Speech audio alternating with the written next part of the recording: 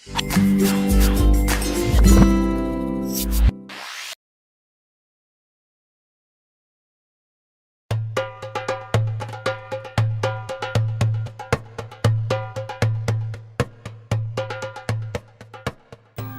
sudah diusahakan agar tidak menyebar, tapi peristiwa Zulaikha dengan anak angkatnya itu akhirnya terdengar juga oleh tetangga sekitar. Para wanita, baik tua maupun muda, tetap membicarakan kejadian tersebut. Zulaikha merasa malu.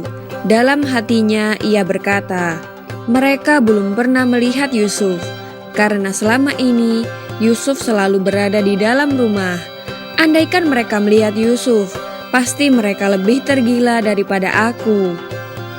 Pada suatu hari, Zulaikha mengundang para wanita yang telah membicarakannya.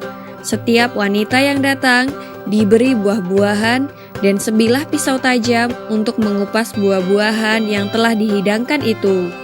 Di saat para wanita itu asyik mengupas buah dengan pisau di tangannya, Zulaikha memerintahkan pelayan untuk memanggil Yusuf agar berjalan di ruang tamu.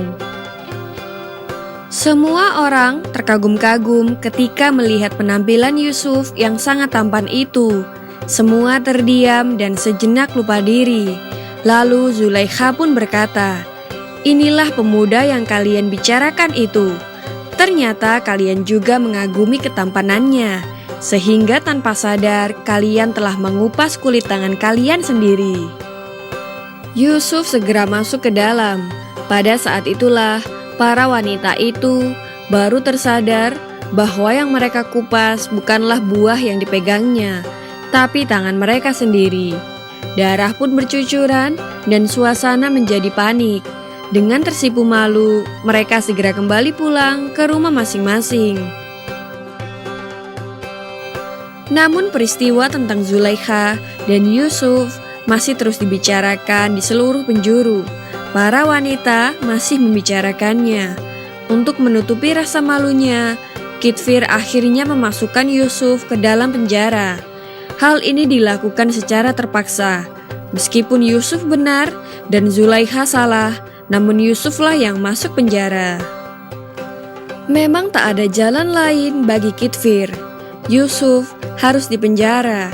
Jika tidak, Zulaikha akan terus tergoda. Dan siapa tahu kelak, Yusuf tidak mampu mempertahankan kesuciannya. Sedangkan di dalam penjara, ada dua orang pelayan raja.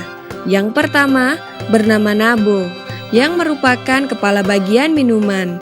Dan yang kedua bernama Malhab, yang merupakan kepala bagian makanan. Keduanya dituduh hendak membunuh raja dengan cara menaruh racun dalam makanan dan minuman. Di dalam penjara, Yusuf mengajak kedua orang itu untuk bertaubat, beribadah hanya kepada Allah saja. Pada suatu hari, Nabo menceritakan mimpinya kepada Yusuf.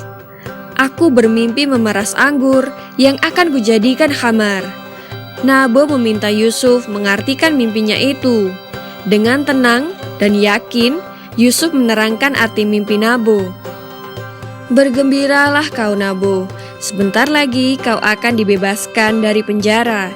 Kau akan diterima lagi sebagai kepala bagian minuman raja, karena tuduhan terhadapmu tidak terbukti." Lalu Malhab juga menceritakan mimpinya dan meminta Yusuf mengartikannya. "Aku telah bermimpi membawa kue di atas kepalaku. Ketika itulah seekor burung datang memakan kue itu." Yusuf pun menjawab, "Sayang sekali Malhab, kau akan mengalami nasib buruk. Tuduhan terhadapmu terbukti. Raja akan menghukummu sampai mati di tiang salib. Jenazahmu akan dimakan burung mulai dari kepalamu." Beberapa hari kemudian, tafsir mimpi itu terbukti kebenarannya. Nabo dibebaskan dari tuduhan dan diperbolehkan bekerja lagi di istana. Sedangkan Malhab dihukum mati karena terbukti hendak meracuni raja. Sebelum keluar dari penjara, Yusuf telah berpesan kepada Nabo agar menyampaikan keadaannya di dalam penjara. Ia ingin raja meninjau kembali keputusannya, karena sesungguhnya ia tidak bersalah. Namun godaan setan membuat Nabo menjadi lupa, sehingga Yusuf tetap berada di dalam penjara selama beberapa tahun lagi. Demikianlah kisah Nabi Yusuf yang membuat tetangga sekitar terpesona.